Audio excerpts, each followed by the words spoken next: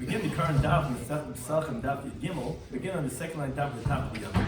We will continue the discussion of the previous Mishnah from Daf Yomi regarding the halacha of when does it become forbidden to eat chametz on Erev Pesach. The shiur is corresponding to Pesach and Pesach, or Esther, anytime Pesachim. Please remember to joining us for today's Daf. Some things we're going to discuss in today's Daf are why Rav Paskin, like Rabbi Yehuda, that in our previous Mishnah, that he said that you could only eat up until the 4th hour, the 5th hour you have to suspend it, not eat, not burn, and then you start burning at the beginning of the 6th hour.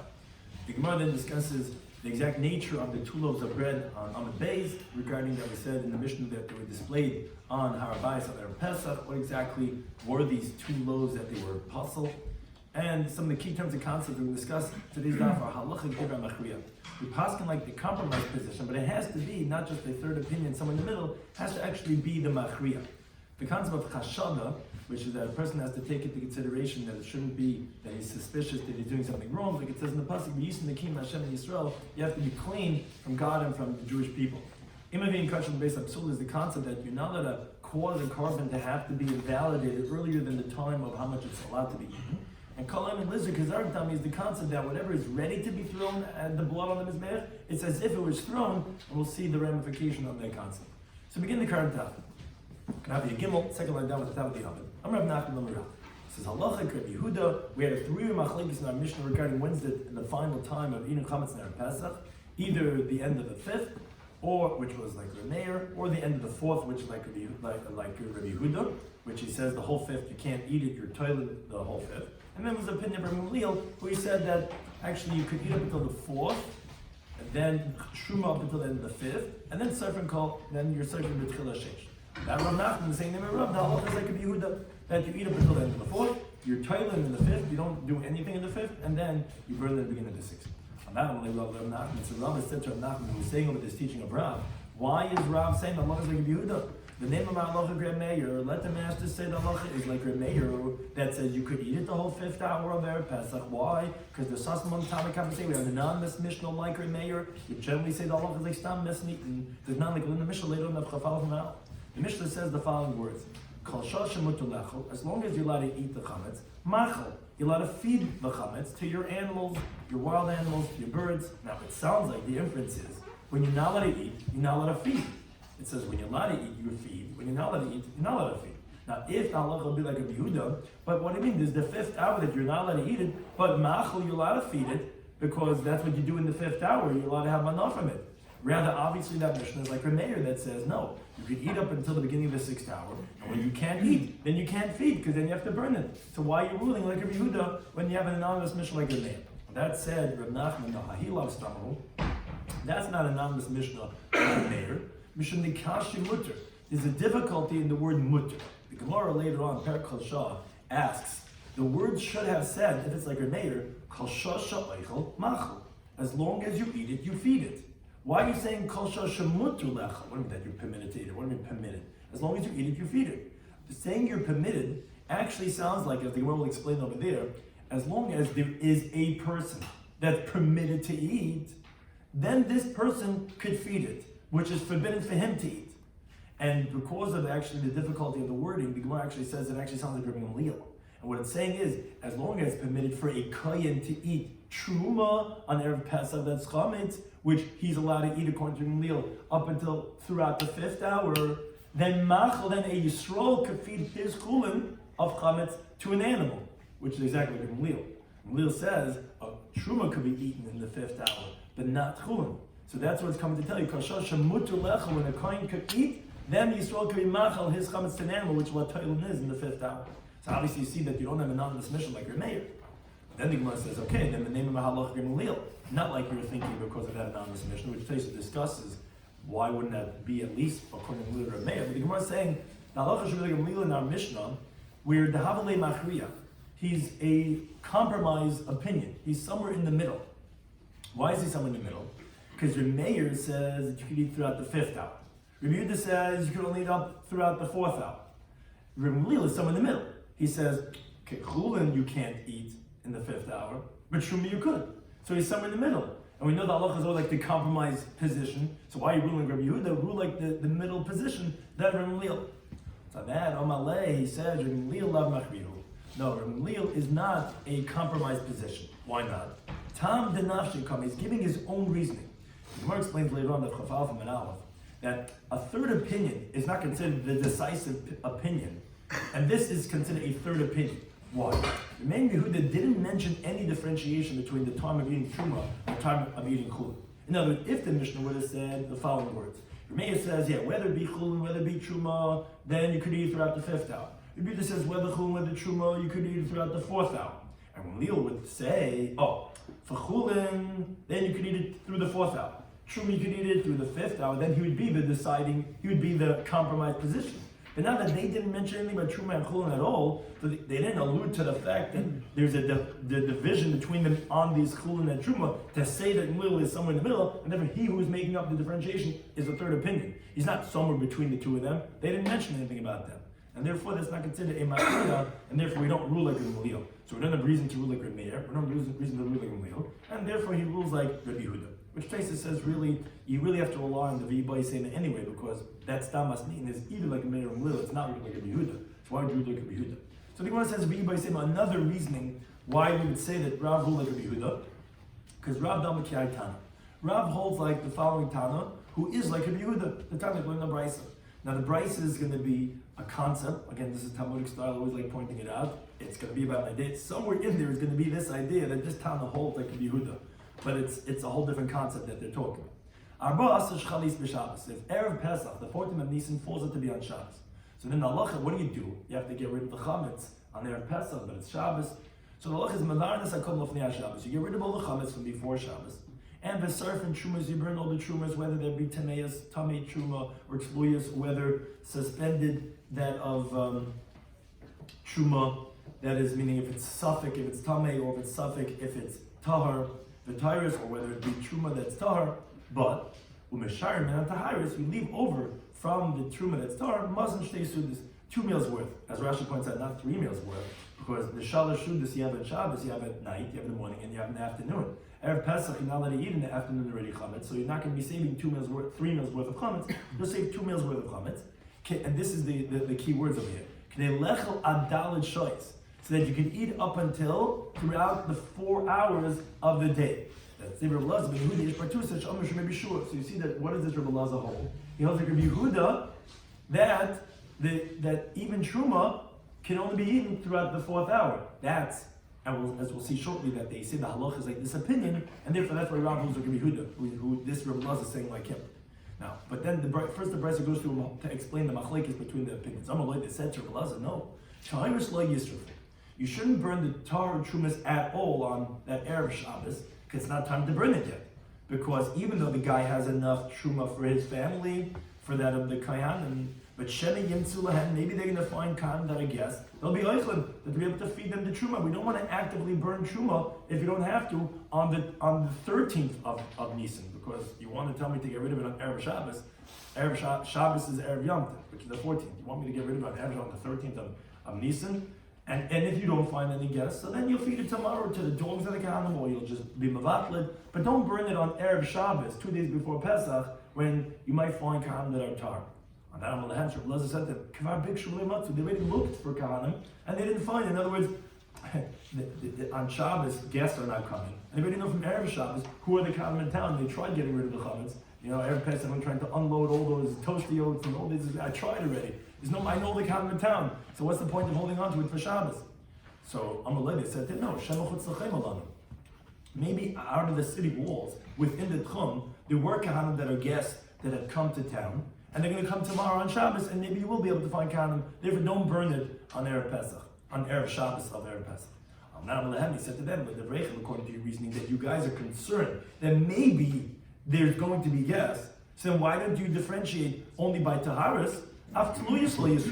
Then even truma that we're in doubt if it's tar or tamei, you shouldn't burn it before the zman that you have to on Erev Pesach. Shemei Eliyahu, Eliyahu is going to come today or tomorrow before the time of burning the chametz. V'yitaharim, and he's going to say that no, Tama never touched it, it's tar, and then you can go ahead and eat it. So then, just like you're saying Shema, you should be considered for Shema there also. They said to him, no, Kvar Muftach Len Yisrael. We already had this once before, that in Erevin, that the Jewish people have already been guaranteed, She'en Bo, the Yom Tov is not going to come, Lo B'Arba Shabbos, not on Erev Shabbos, Lo B'Arba Yom Tovim, not on Erev Yom Tov. And today is Erev Shabbos, and tomorrow is Erev Yom Tov. So we know the Yom Tov is not going to come and say that the Tuluyas are really Tar. Why is Eliyahu Navi not going to come? Because the Jewish people are busy preparing for the meals of Shabbos and Yom Tov, and they're going to be busy with Eliyahu Navi, and therefore he's not going to come. So Amalek said, they didn't leave from there, that they paskin like him, the way he ruled in this halacha. Says Gemara, my love, isn't it coming to tell us that in everything that he said, they said halacha is like him, not only regarding that he said that you should burn the truma on Erev Shabbos and not wait like the Chacham were telling him to wait for Shabbos. No, even in this parenthetical idea that he said, okay, so this that you're leaving over 2 meals worth, how long are you going to leave it till? Until 4 hours into the day, even though it's truma. That's like Rabbi Yehuda, not like Rabbi Leil, who says the truma can eat up and throughout the 5th hour. Which the Gemara says, no. Amar Papa Mishmei Rav, he says, Loi, Lavar. When did we say the halacha that they said they didn't leave until they ruled the halacha was like him? It was not regarding how long you eat the truma on that Shabbos, which is Erev Pesach. It was regarding the main idea actually of that brisa, which was regarding getting rid of the truma. That his colleagues had disagreed with him and said that no, don't burn any taharis of truma until tomorrow. On that they said no, halach is like him, that you can burn on Erev Shabbos on the 13th of Nisan. But regarding what you left over, those 2 meals worth, truthfully I can tell you that no, and that we don't rule like him, and that you could eat throughout the 5th hour, and if it's not a raya to say that that's what the halach is going to be like Yehuda, like this from Elazar, because just that they said the halach is like him could be only on the idea of lavar regarding that you burn it at Erev Shabbos, but not regarding how long the truma may be eaten. So there was not necessarily a raya to that opinion of Rav. But then the Gemara says, Va'afra Rabbi Sabbalah Rav Nachman. We have not only this of Rabbi Yehuda, but also Rabbi Yehuda Nasi, that also says like this teaching of Rav Nachman, which is like Rabbi Yehuda. Where do we see that Rabbi holds like Rabbi Yehuda? Damar Ravin Bar Avada. There was a story with an individual. Shehifkid diskaya. He deposited a diskaya. Now the word diskaya is a composite of 2 words, di and sak. Di means 2, and sak is a sack. So it's basically like a leather sacket that has 2 components. And someone deposited this malay chametz, full with chametz. It's a yechem and chakuka. This yechem and chakuka had this, someone deposited it. Now the problem was when the kfu achbar, mice had made a hole in this sack. But the chametz mevatzah to the yaitze, and it was chametz that was dripping out, that was like leaking out from what the mice had made. Now it was getting deficient as time was going on. Now this was now the 14th of Nisan, it was Erev Pesach, and chametz was very cheap. Uvolov the Rebbe and the guy, this Yechon Chakukah came from the Rebbe to know should he sell it because of the loss of the guy who deposited by him. The mice had made a hole, and now it's getting worse and worse. So Shor Rishayna Amalei Hamtem. So the first hour of the day on the Erev Pesach, Rebbe said to him, no, wait. Maybe the owner's going to come and he's going to eat it. Shni Amalei Hamtem. The second hour he says, no, wait. Shlish Amalei Hamtem. The third hour of the day he said, wait. Revius Amalei Hamtem. The fourth hour of the day he said, wait. Chamish is when it was already the 5th hour of the day, where from this point on you can't eat it anymore. It's already 5 hours into the day in Erev Pesach. Amalei said, go out, now sell it in the marketplace, when at least you're still able to have hanaf from it, still permitted to have benefit from it. Says the Gemara, my love, isn't it that Rebbe was telling him, who are you going to sell to? L'nachrim, to the non-Jews, Rabbi Yehuda. What does Rabbi Yehuda hold? He says that no matter what it is, even Truma, Tailin in the 5th hour. So you see that we hold like Rabbi Yehuda, that you're going to go, not like Rabbi Meir at least, that you're going to go ahead, and in the 5th hour is when he said that the owner can't come and eat anymore, and he's going to sell it. So now Rabbi says, like, no, not necessarily. Could be Yisrael, could be Meir. Could be he was telling him that now that it's the 5th hour, sell it to a Jew, which is like a Meir. And what he was telling him was like this: if you wait now past this hour, you're not going to find even a Jew who's going to buy it, because they can't eat it after the 5th hour. But not that it was for a nachri. Could be it was like a Meir. So why do you wait till now? Because maybe the owner's going to come. Now, if the owner doesn't come past this hour, you're not going to have any yidden to sell it to, so therefore it's not a raya. Could be like a Meir. Which only Abai, but Abai said, wait a second. Ili Yisrael, if it's for Yisrael, then Nishkali L'Navshei, let him go ahead and take it for himself and eat it, and he'll pay back the owner the money. Why are you making the guy go through the whole effort to go to the marketplace after you gave him permission to sell it, and he has to go ahead and sell it? Let him sell it to himself. Why does he have to go ahead and sell it to another person and go, who wants the cheese sandwich? What do you mean? What do you make him go through this whole thing? Let him buy it for himself. Says, because it's suspicion. The time like learn a Bryce, Gabait Staka, or someone in charge of charity, he has no poor person to give out money to. Everyone's wealthy in the neighborhood, but he has all this stuff. So what he does is pertin. What he does is he takes those copper coins, which he collected for tzedakah. If he would hold on to it, they would get rusty. So he has to change it in for silver coins. He does it la'acher. Other people need pennies, so he changes in for other people. But the aim part not he cannot change his silver coins with those pennies. Why? Gabi tamche is also the same thing. Someone who's in charge of the tamche. The tamche was that they used to have food and other different types of bread that they would go ahead and divide amongst the people of the town. There's no more poor person, no one needs all the leftovers from the town. So what he does is he sells it to other people, but the Gabi can't sell it to himself, because people are going to suspect him, but maybe he took it for a cheaper price. He's it for himself. If an Eintash to under the Tash, you know what I'm saying? He's doing a little bit shady business, he can't do it for himself. He says the Pasuk Bamidbar. You should be innocent from Hashem and from the Jewish people. So therefore, that's why Rabbi told him, yes, it's going to a Jew. Because in the 5th hour, it could be like a mayor that a Yid could still be eating chametz. So why doesn't he just take it for himself? No, chasha. You're the guy who's deposited by, you might go ahead and take it for a little lower price, and therefore you can't do that.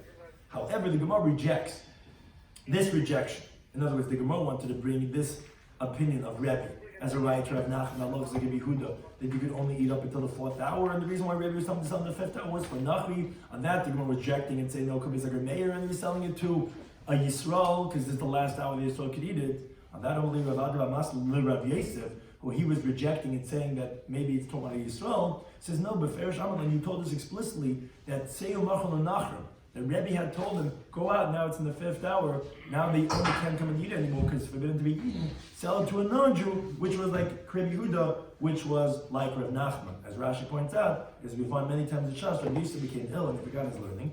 And after a time when he was saying over the teachings, he would mix up what he had said. And his students would remind him and says, Rebbe, this is how you told us originally, and therefore this is a raya, like Rav Nachman, why he paskin like that of Rabbi Yehuda, because as we find, this Tana, Rabbi is actually saying like Rabbi Yehuda. Now, the Gemara says that Amar Yosef, Kamat Azla Hashmai to the Rebbe. Agav, since we brought in this story, that Rebbe had said that he ruled to sell the deposit because of the loss that was happening to it, because it was the mice had made holes in it and it was leaking out, and as Erev Pesach, it's getting cheap, it's going down. Who was this teaching of Rebbe like? Rabbi Shloimy Schwartzberg. There's not like when the Mishnah decides this in the sense of Bamitzia, we actually have machlekes what to do if a deposit that you have is going down the value.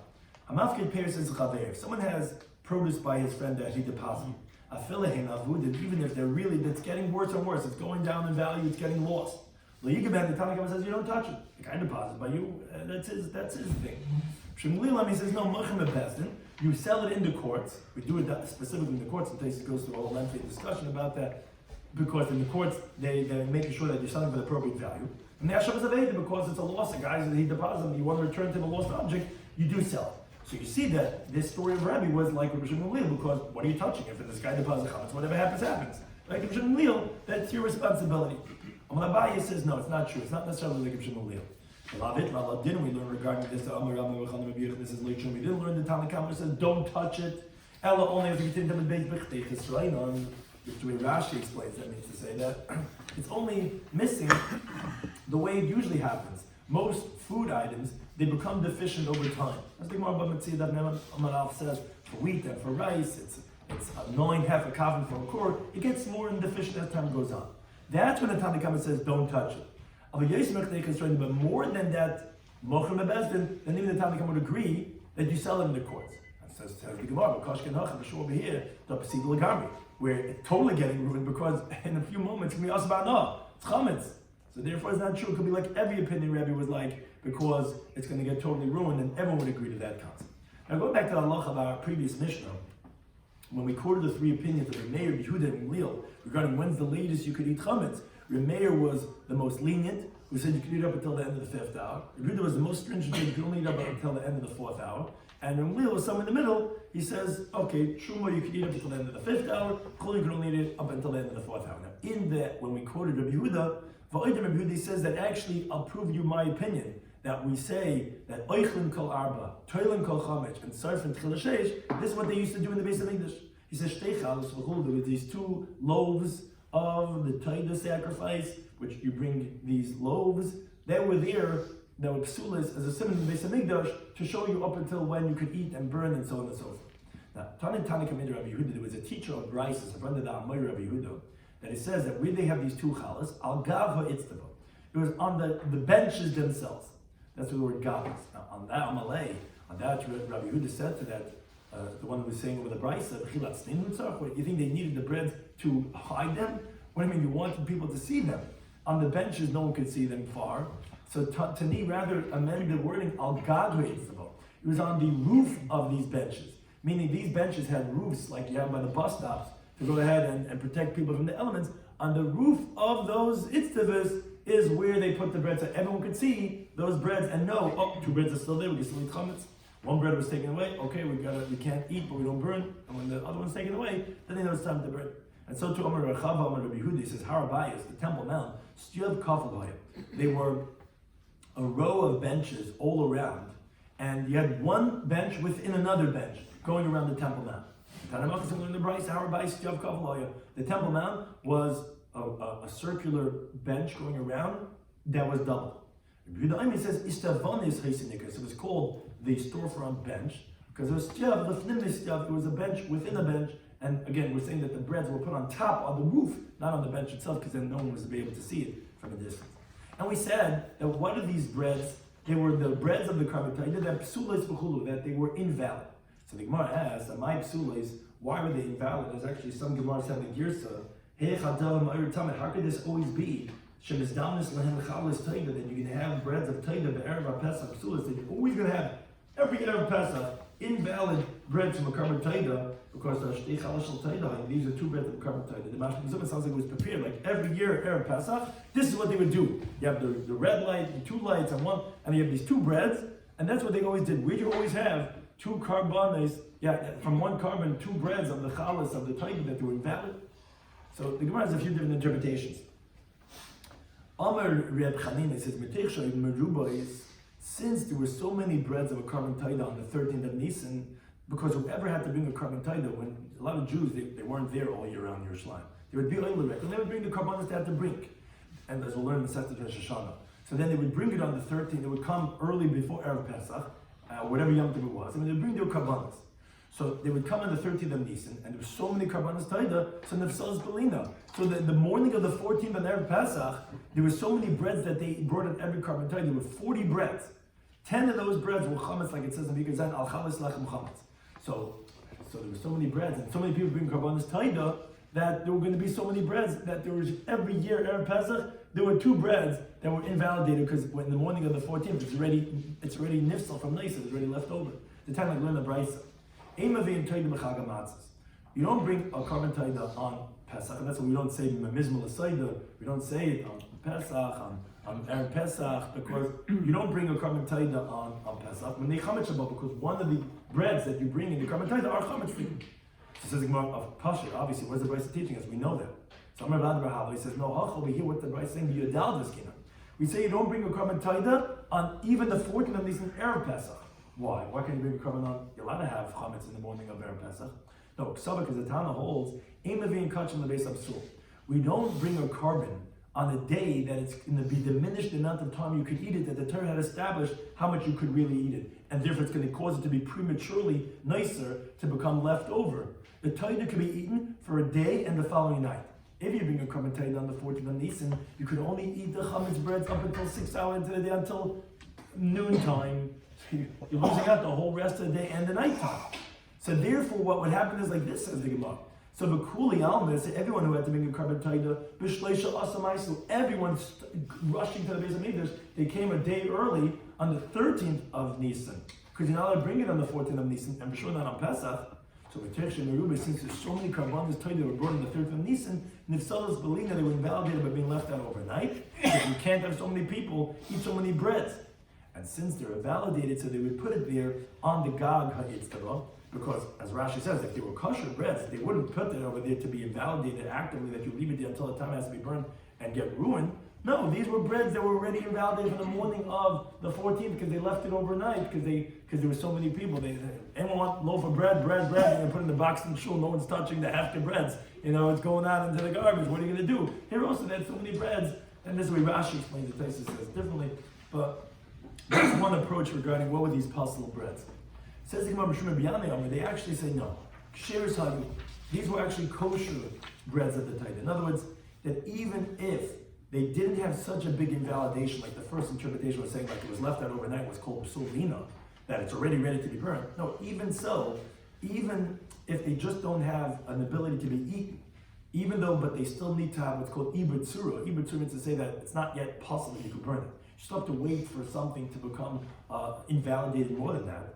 Even those types of breads they would put over there. Now, first the Gemara explained, elamai karlo psulas. And why were they called? Didn't you tell me that these breads were possible? You tell me they're not possible. They were kosher breads. Why are they called possible? We're talking about, and the Gemara is going to ultimately reject this interpretation and say a different shot, but we're talking about that the carbon taida was an animal sacrifice together with 4 types of breads. 3 of them were matzah types, and 1 of them was chametz types. This carbon taida, the breads, the zebach, the animal wasn't slaughtered yet. 40, no? Well, yeah, 40. 4 types, and each one had 10 of each type. So, what's the bread status until the animal is slaughtered? It has kedushas dam. There's 2 types. We'll get this in Kachimala. There's monetary sanctity and there's physical sanctity. So the moment that you sanctify the breads, as kedushas dam has monetary sanctity. But it doesn't get permitted to be eaten, these breads, until you slaughter the carbon taida and you throw the blood of it. Because the lachmei taida don't have a physical sanctity only until you slaughter the carbon, like in Bryce teaches in Sectus Menachos. It says in the pasuk, Al chalas lechem chametz Yaakov karban al zebach. You put the breads together with the zebach. Comes to teach that the bread does not become sanctified until you slaughter the carbon taida. Now Rashi explains this, that we say it only becomes sanctified only when you slaughter the carbon, means kedushas haguf, the bread to get a physical sanctity. Because the moment you say harei alayla toidasid, and therefore my carbon taida already gets a monetary sanctity. But a physical sanctity to become invalidated by being left out overnight, or by a tful yom, someone who immersed himself that day from tumah, touches it, and then it becomes tamei, where then you could go ahead and redeem it and it goes out to chulin, that's only when you slaughter the carbon. Now therefore, just like the carbon sanctifies the breads, so too the throwing of the blood permits them to be eaten. Because just like the meat of the carbon taida itself is permitted when you throw the blood, so too the breads, since they're dependent on the carbon, are also only permitted when you throw the blood, just like it permits the kadshem, like it says, and it says, then you can eat the meat of the animal. So too the breads only permitted when you slaughter the carbon. So therefore, since you didn't slaughter the carbon, you didn't throw the blood, so the breads are quote unquote possible. They're not possible yet, because it didn't become invalidated with lino. It doesn't even have a physical sanctity yet, but it's like you can't use it yet. That's what we're calling it psulas. Those are the breads they will eat. So the Gemara says, Benishcha. So what are you doing? Slaughter the animal. Slaughter the carbon. You tell me those are the breads you would leave every year in Pesach. They were there. No, shech the carbon and they won't be possible. So it says, you're talking about that the animal got lost. There's always going to be a case explains every year that at least one animal, something happened. They're rushing. So one animal every year would get lost, and the guy has his breads. What's he going to do? So it says, bring a different carbon to be the taida and slaughter that one, and then you'll be able to use the breads. So no, the Amar is talking about the person said, this is the taida, and this is the bread. Okay, the rabbi, like rabbi says, Amar rabbi says, if you lose the bread, maybe lechem achar. You can bring other bread for that carbon taida. But of the taida, if you lose the carbon taida, ain't maybe taida acheres, you can't bring another carbon for that bread, so you can't do anything with the bread. And then you have to redeem the bread, and then it can go out and be used for chol. My time, what's the reason? What's the discrepancy between if you lose the bread and you lose the carbon?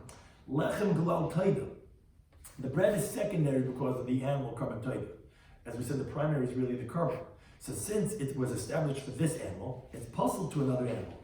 Rather, what you could do, the way Rashi says, is okay, so you deconsecrated, you use the monies to buy another taida or the bread for another taida, but you can't just use this for another taida, as it is.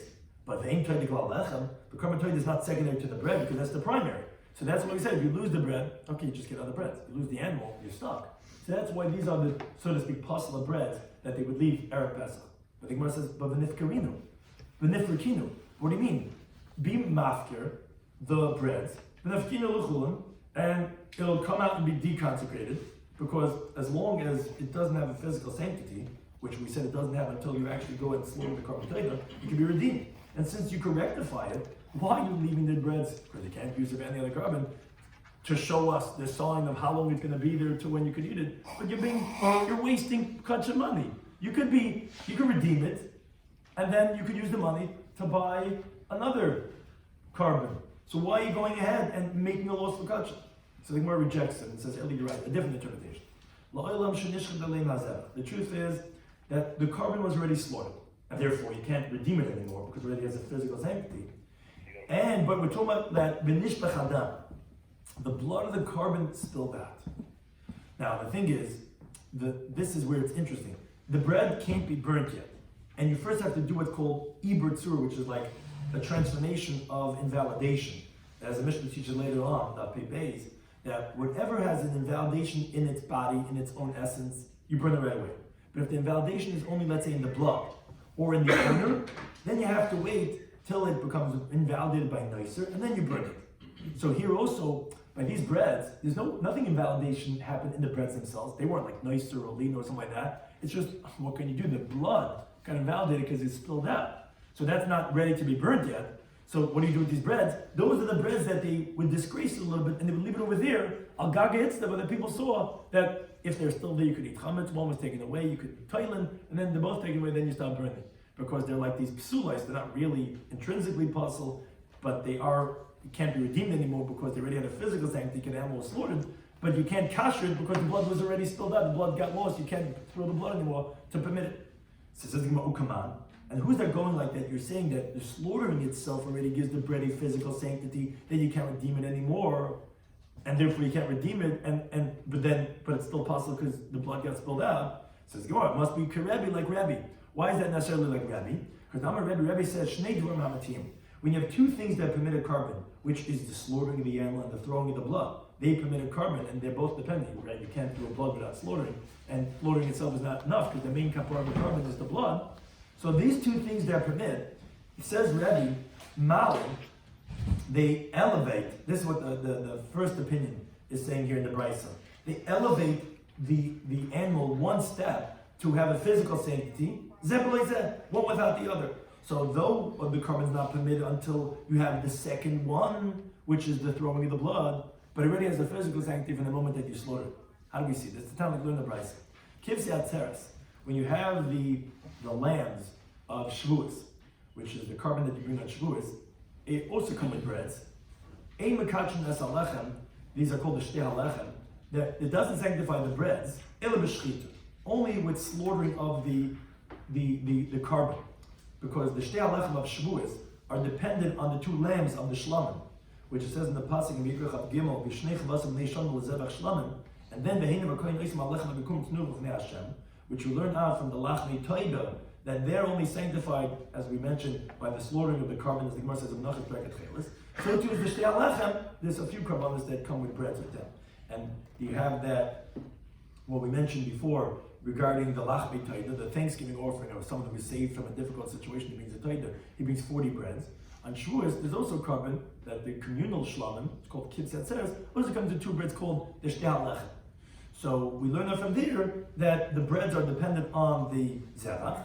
So on that says the first opinion that you're only going to sanctify the bread only when you slaughter the carbon shlam, ketzat household. So shachtan l'shman, let's say you slaughtered the carbon of the shlamim, the kivsei atzeres, for the namesake of this carbon, and bezar dam l'shman, and you also sprayed the blood for the sake of this carbon. So the bread is sanctified. Let's say shachtan shalol lishma. Let's say when you slaughtered this carbon, which is supposed to be a shlam, you had in mind some other carbon. You did shalol lishma for a different animal, either be a chatas or whatever. And bezark dam shalol lishma, and you sprayed the blood not for its sake. Which says is not lav dafka. It's already was invalidated from the shechita. But like kiddush alechem, then the bread is not going to be sanctified because the carbon wasn't slaughtered lishma, and the breads are dependent on the carbon. And this is the halacha that we're pointing out that is ready. Shachtan lishman, if you slaughtered it for its sake, but bezark dam shalol lishman, you sprayed the blood not for its sake. Lechem kaddish, the bread is going to be sanctified to have a physical sanctity. that it could become invalidated by leaving the perimeter where it's allowed to be, which is only applicable to a carbon that has physical sanctity, and also that it can't be redeemed anymore, but it's not sanctified, meaning it's somewhere in the middle. It's sanctified for the bad, but not for the good. Meaning it cannot yet be, it's not permitted to be eaten, because the blood ultimately was sprayed Shalom Lishma. That's the opinion of Rebbe. So what's interesting, actually, Rashi points out, although actually the kavasim themselves, the sheep, are actually permitted, because the Gemara says in Zvachim, the beginning of the Sefta, all kavanas that were slaughtered Shalom Lishma is actually kosher.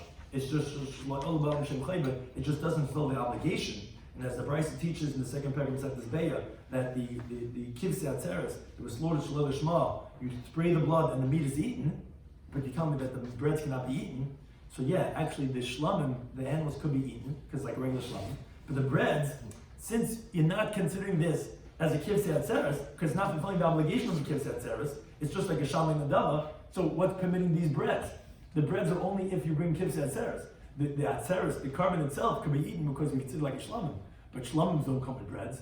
So it's interesting, the breads actually cannot be eaten, but actually the shlamim could be eaten. But one thing we see that Rebbe holds, that if you did the shrita appropriately, but you didn't do the zrika, because you did Shalom Lishma, the bread will have a kedushas haguf, lifasil, to be invalidated, that you can't go ahead and redeem it. That's the point we're trying to bring out, that these breads that were there by the lachme, that were there on the lachme taida every Pesach, were these that the blood that was slaughtered, but the blood was spilled out. So the breads have been sanctified to the fact that you can't redeem it anymore, but it's still possible because the blood would have already spilled out, and those are the breads that were there. Now that's the opinion of Rebbe.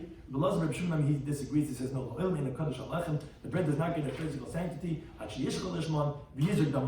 Has to be that the animal was slaughtered for its sake of this carbon, and the blood was sprayed. And if it's not, then the bread's not even sanctified in the first place. But one thing we see is that like Rabbi Yanai is like this, like Rebbe, and that's why we call these breads psules, because the carbon was slaughtered, but the blood wasn't sprayed because it spilled out.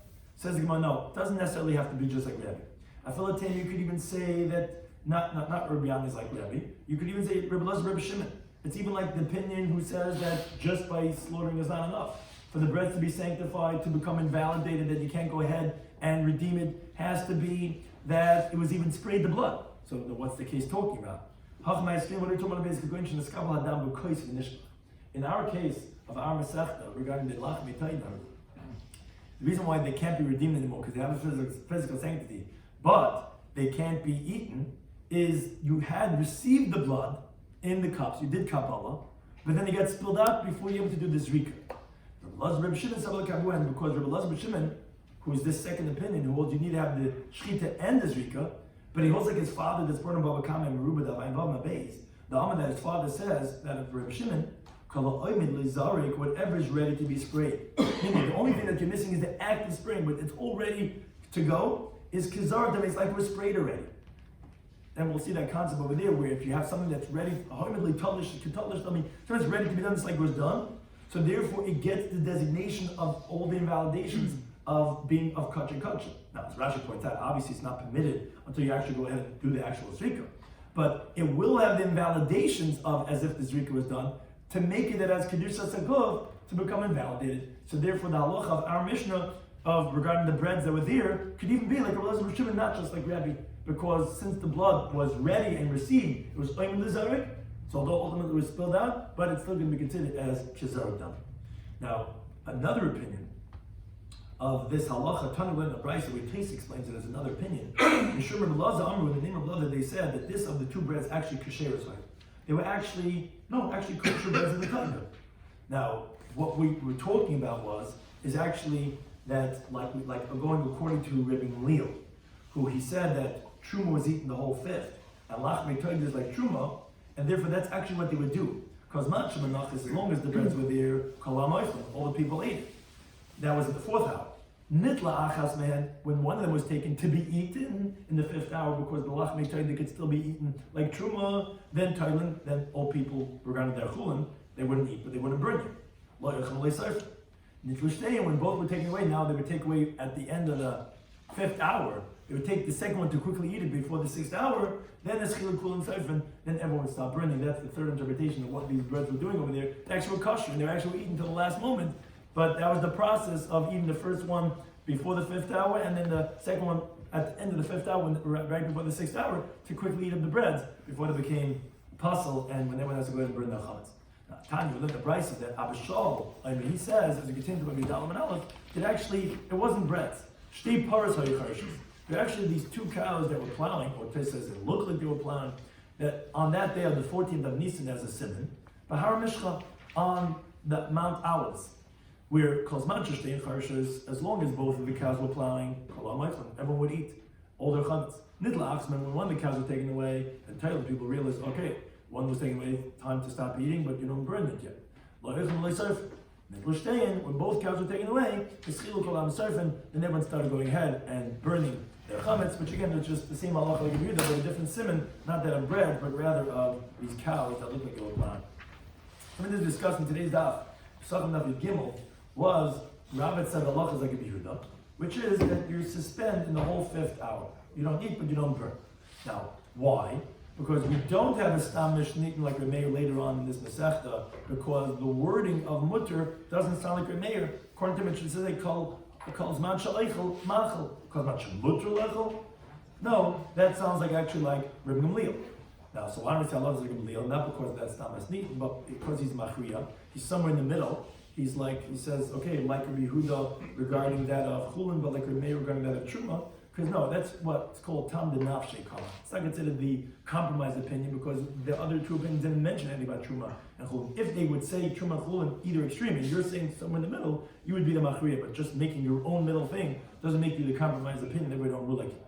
But additionally, which Shai says really is the main thing, because there's another Tana, Elazar ben Yehuda, who the mission there, that Bryce says the halach is like him, which he said regarding the machlekes, regarding when you have Erev Pesach is Shabbos, that you see that he says, and the meals that you leave over, you eat up until the 4th hour, you see, and that's Toma Truma, that's like a Yehuda. Which the Gemara says, no. What you could say is, that this that they said halacha was specifically regarding the burning of the Truma. That he held that you don't leave it till Shabbos, because there's no common town, so why would you burn it on Erev Shabbos, on the 3rd of Nisan? And maybe that's where they said halacha is like him. But not regarding the time of eating, which he parenthetically mentioned that the meals that you leave over, you lead up until the 4th hour. Maybe regarding that, they didn't rule like him. Maybe the halacha would be like one of the other Tanaim. But then the Gemara says, additionally, we have Rebbe that sounds like Rav Nachman, which the halacha is like Rabbi Yehuda. Why? Because Rebbe had said regarding the positive chametz, in the 5th hour, which he says, which at that time he said, sell it now. Why then in the 5th hour? Oh, because then the owner can't eat it anymore because no Jew could eat it, but you're allowed to have no, and therefore he's telling him to sell it to a non-Jew. So the Gemara says, no, not necessarily. It could be that it was like Rabbi Shloimy Schwartzberg, that he should sell it because of a Shabbos Aveda, where the Tanna Kama agrees by a loss that's more than. First we said that no, the Gemara wanted to say. We said that no, it's not necessarily that Rebbe is like Rav Nachman. The Gemara wanted to say, we ended up saying that it is. The Gemara wanted to reject it and to say that no, maybe he's selling it to sell to Yisrael like Rav Meir. And so wait a second, if a Jew could still eat in the 5th hour, so why doesn't he take it for himself? He said no, it's like a Gabet Staka who he can't take it for himself because of Yisrael Nikiyim. Maybe that's what. And we said no, we rejected that because Rabbi Yisrael, who was ill, he had originally said that Rebbe had told them to sell in the 5th hour, but sell to a non-Jew, which is clearly like that of Rabbi Yehuda. But the Gemara just said that it's not necessarily like Rabbi Shloimy Schwartzberg, this halacha of Rebbe, that he said to sell it when it was getting ruined as time was going on, because of Shabbos Aveda, because it could be the Tanna Kama who disagrees with Rabbi Shloimy Schwartzberg would agree, when you have a loss that's more than Chetei Chesrainan, that then the halacha is he agrees that of course you sell it, and therefore for sure over here, where it's going to be a total loss because after the 5th hour becomes Asabana, even he would agree like to this ruling of Rebbe. Maybe Rebbe is like everyone that you sell. Then we went back to the halacha of the Mishnah regarding the 2 breads. There was a sign if chametz is still permitted to be eaten, or toilen, or surfing. So he had taught not al gava itztava, which is on the bench, but rather al gaga itztava, on the roof, where everyone could see it. Because there were these benches that were around, double benches going around the whole Arbayis. We mentioned in the Mishnah also that pesulos, the breads were puzzle. Why were they puzzle alach metoida? It's either because since there were so many breads, because everyone would bring it on the 13th of Nisan, because you can't bring kachim l'veis absul, because it's going to make it less time. So therefore, everyone's bringing on the 13th, and there's so many breads, so they would become invalidated on the morning of the 14th. Every year they had possible breads to go out and use it. Or actually, they were kasheris. So then why are we calling it psulas? Because the Gemara originally says, because you didn't slaughter the zevach. So why did you slaughter it? Oh, because it got lost. Oh, okay, got lost, get a new one. No, because you said zu taida v'zu lachma. Okay, so who cares? Because lechem is called taida, this bread is secondary to the taida. But the Gemara rejects it, says, okay, but redeem that bread and go ahead and use it and redeem it and then go ahead and use it for kachim. Why are you wasting kachim biyadayim and leaving the breads there till they become possible lina? So the Gemara says, you're right. We're talking about that the karma actually was slaughtered, but the blood was spilled out. And the blood was spilled out, so okay, now there's nothing to do about it, it's already sanctified. Now it's not necessarily only like Rabbi, who he says that, yeah, you could even sanctify the gufay to become possible yaitse, and that you cannot redeem it anymore just by the shchita, without the zrika, which is what the story was. No, give me like Rabbi Shimon. Because he holds like his father, Rabbi Shimon, who holds that the moment the blood was received and it spilled out, so since it was oimidly zark, it was like it was dark, and it's like you already did the zrika, so therefore the bread was kedushas agof, and therefore you can't redeem it anymore, and therefore it could even be like that of Rabbi Shimon. And then the Gemara ended off with a different version. Actually, then there was a third opinion that said they were actually kasheras, as Taisa explains, which was like the Malil. And then we said a different version, not was two breads, but actually was two cows that were plowing on Har Mishla, and when one went away, they knew their tail, and when both went away, there was time to bring anything else.